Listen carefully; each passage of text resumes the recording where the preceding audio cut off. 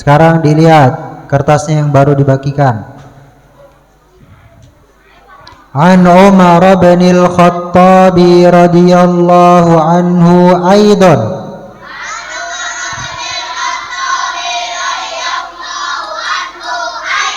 bainama nahnu julusun 'inda Rasulillah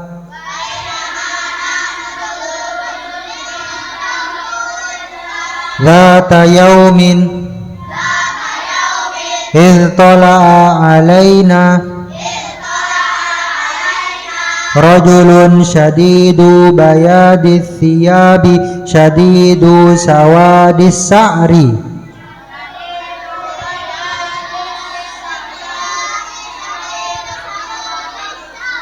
la yura alaihi atharus safari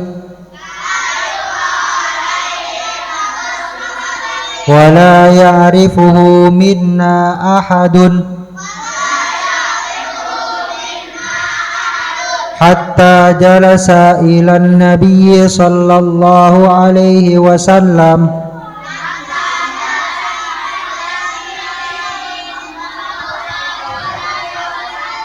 fa asnada rukbatayhi ila rukbatayhi wa wada'a kaffayhi ala fakhidayhi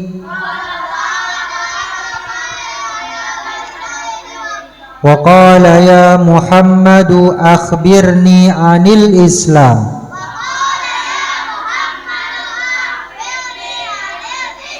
faqala Rasulullah sallallahu alaihi wasallam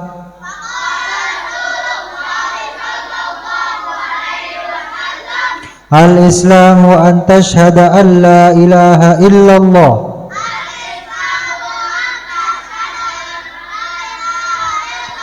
wa anna Muhammadan Rasulullah wa tuqimas salati wa tu'tiyaz zakata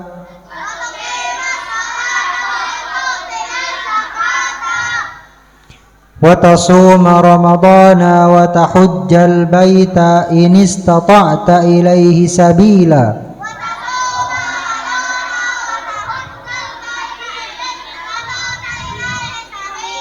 Sampai situ dulu.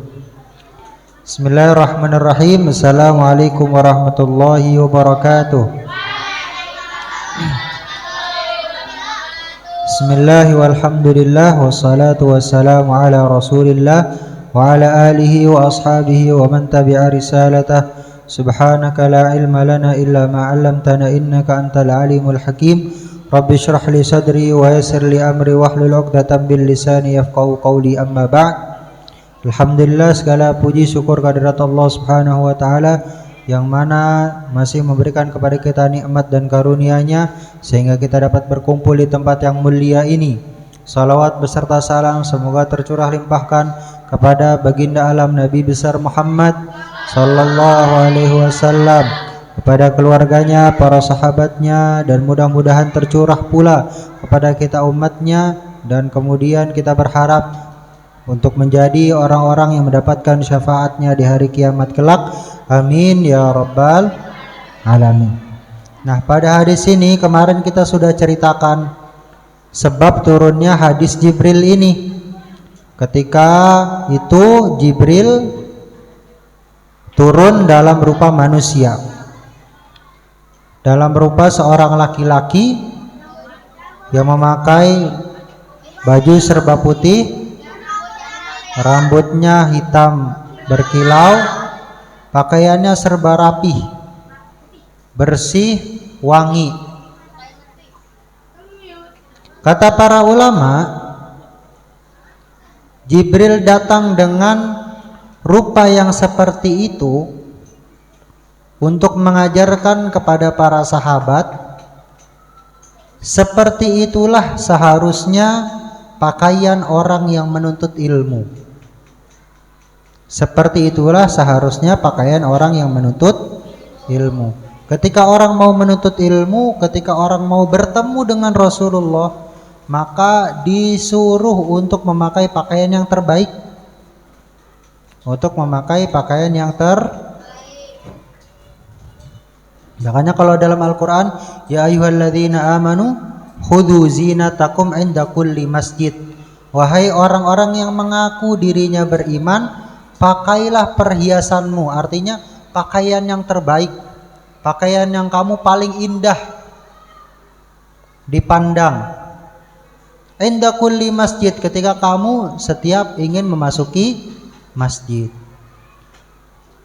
Jangan ketika mau jalan-jalan pakaiannya rapi, bersih, wangi, tapi ketika sholat pakaiannya seadanya, pakai kaos yang dipakai juga buat mandi, pakai kaos yang dibuat juga buat main bola. Jangan, jangan. Hormati masjid. Kita itu ketika di masjid, ketika ingin beribadah, kita hakikatnya ingin menghadap Allah Subhanahu wa ta'ala.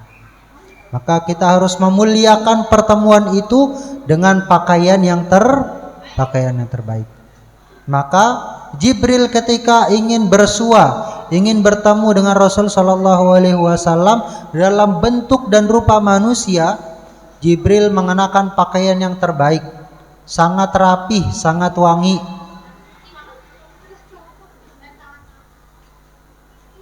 Nah, kemudian para sahabat ini bertanya-tanya siapa orang ini, karena pakaiannya rapi, nggak ada tanda-tanda perjalanan, nggak ada tanda-tanda capek di perjalanan. Biasa kalau orang sehabis menempuh perjalanan yang panjang, apalagi zaman dulu belum ada jalanan aspal, apalagi di Arab itu semuanya padang pasir. Kalau orang dari perjalanan jauh, kelihatan dari pakaiannya penuh debu, kelihatan dari pakaiannya itu lusuh. Karena kalau orang melakukan perjalanan zaman dulu kan gak ada motor, gak ada mobil, berhari-hari di tengah padang pasir tanpa air yang cukup. Jadi air hanya cukup untuk minum saja. Makanya gak mandi pasti itu. Pakaiannya lusuh, berhari-hari di perjalanan. Jadi kalau ada orang datang, ada orang musafir tiba di suatu tempat, di suatu negeri, kelihatan dari pakaiannya, kelihatan dari rupanya. Ini enggak, ketika Jibril datang, pakaiannya rapinya luar biasa, wanginya luar biasa, pakaiannya serba putih bersih, rambutnya hitam berkilau, kayak habis mandi. Artinya ini orang pasti bukan orang yang habis melakukan perjalanan. Artinya orang lokal, orang yang tinggal di sekitar Madinah. Tapi penduduk Madinah ketika itu nggak ada satupun dari mereka yang mengenal siapa orang ini. Siapa orang ini? Kemudian Jibril ini nggak sekali dua kali mendatangi Nabi dalam bentuk manusia. Sering. Dan paling sering Jibril datang kepada Nabi dalam rupa sahabat yang namanya Dahyah Al-Kalbi. Tulis, Jibril paling sering menemukan Nabi dalam bentuk manusia menyerupai sahabat Dahyah Al-Kalbi. Dan malaikat Jibril ketika mendatangi Nabi dalam rupa manusia paling sering dalam rupa sahabat Dahyah Al-Kalbi. Dalam rupa manusia sahabat Dahyah Al-Kalbi. Dahyah Al-Kalbi ini di antara sahabat yang paling ganteng. Sahabat yang paling ganteng, yang paling good looking, yang paling rapih. Dahyah Al-Kalbi. Nah, ketika itu Jibril ketika di hadis ini tidak sedang menyerupai Dahyah Al-Kalbi, sedang menyerupai orang asing yang tidak dikenal oleh penduduk Madinah. Karena Dahyah Al-Kalbi ini sahabat, pasti kalau ketika Jibril turun dalam rupa Dahya Al-Kalbi pasti dikenali. Nah ini enggak. Ini Sayyidina Jibril tidak dalam rupa Dahya Al-Kalbi, dalam rupa manusia lain. Nah kemudian datang kepada Nabi Shallallahu Alaihi Wasallam, duduk menyandarkan lututnya dengan lutut Nabi, menaruh telapak tangannya di paha Nabi, kemudian berkata kepada Nabi Shallallahu Alaihi Wasallam, wahai Muhammad, akhbirni anil Islam, kabarkan kepadaku, ajari aku tentang apa itu Islam. Lalu dijawablah oleh Nabi Shallallahu Alaihi Wasallam dengan jawaban rukun Islam yang saat ini kita ketahui. Rukun Islam apa aja? Yang pertama syahadat, yang kedua salat, yang ketiga zakat, yang keempat puasa, yang kelima pergi haji bila mampu. Rukun Islam ini adalah amalan-amalan zahir, amalan-amalan soleh yang nampak. Kenapa rukun Islam ini merupakan amalan-amalan soleh yang nampak? Biar kemudian orang-orang yang melakukannya bisa diketahui, bisa diidentifikasi. Kalau ada orang sholat berarti dia sudah dipastikan muslim. Kalau ada orang bayar zakat berarti dia dipastikan muslim. Kalau ada orang naik haji dia bisa dipastikan muslim.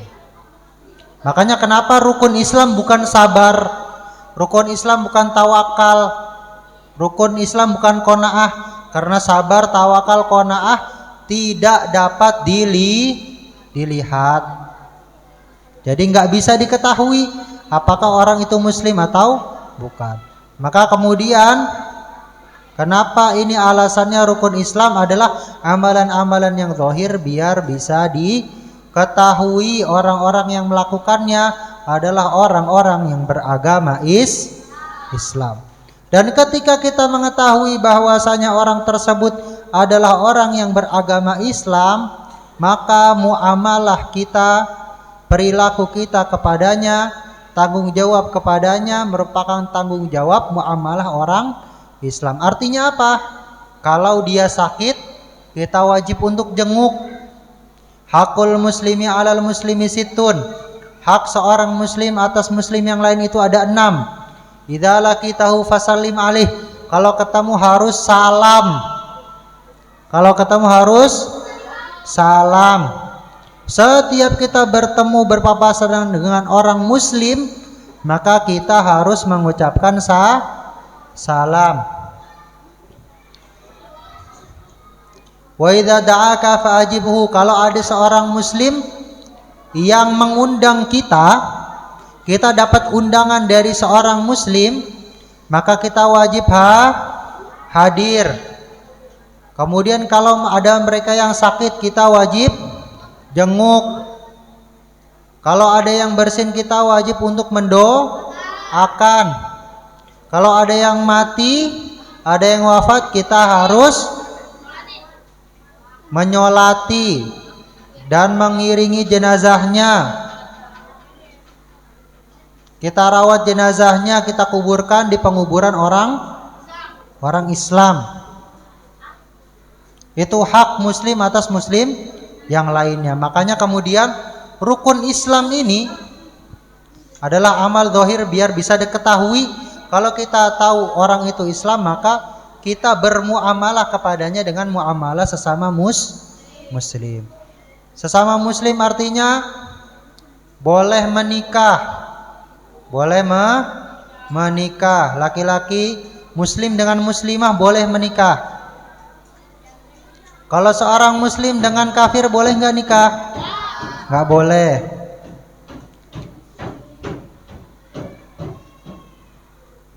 Nah, banyak sekali muamalah muslim ini yang khusus pada orang Islam.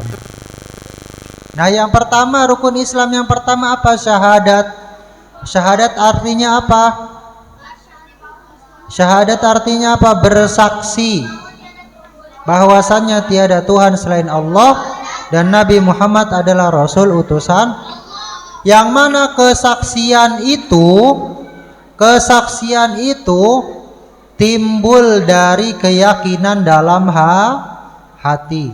Asalnya keyakinan dalam hati, meyakini bahwasanya tiada Tuhan selain Allah, bahwasanya Tuhan satu-satunya, Tuhan yang berhak disembah adalah Allah, yang lain bukan Tuhan, yang lain adalah makhluk, yang lain adalah makhluk-makhluk yang lemah, tidak mempunyai daya dan upaya, ya makanya nggak patut untuk disembah. Jadi sebelum syahadat, aslinya adalah keyakinan dalam hati bahwasanya Allah adalah Tuhannya, bahwasanya Nabi Muhammad adalah orang yang Allah utus untuk mengajarkan kepada kita siapa Tuhan kita dan bagaimana cara kita untuk menyembah Allah Subhanahu wa ta'ala. Setelah didasari dengan keyakinan dalam hati, maka diucapkan dalam lisan. Jadi dasarnya apa syahadat itu? Keyakinan dalam hati. Kayak contoh misalnya virus suka sama cewek.